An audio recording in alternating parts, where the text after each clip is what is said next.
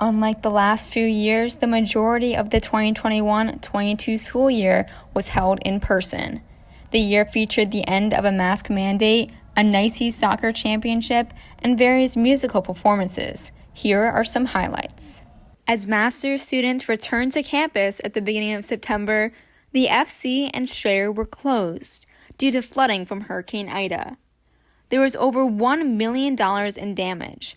All of the dance and media arts classes had to be moved to alternate locations until repairs were completed in early 2022.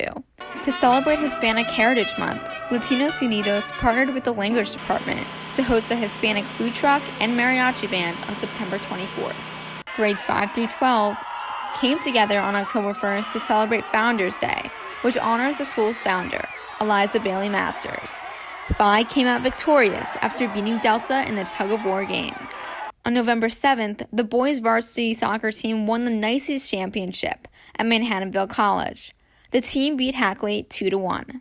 In January, Jewish Culture Club invited Auschwitz survivor Trudy Album to speak in commemoration of International Holocaust Remembrance Day. And as the musical season rolled around in late February, students performed Lin-Manuel Miranda's award-winning Broadway musical, In the Heights.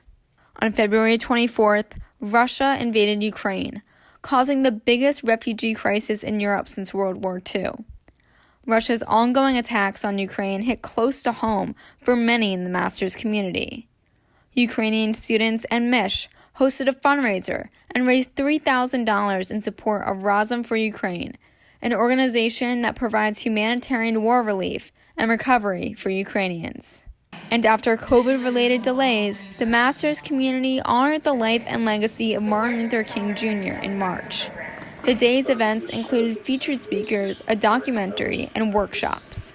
And on March 3rd, head of school Laura Danforth announced that Masters would end weekly pool testing and become mask optional.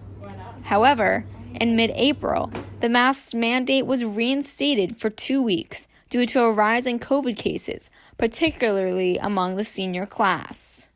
International Dinner took place in March.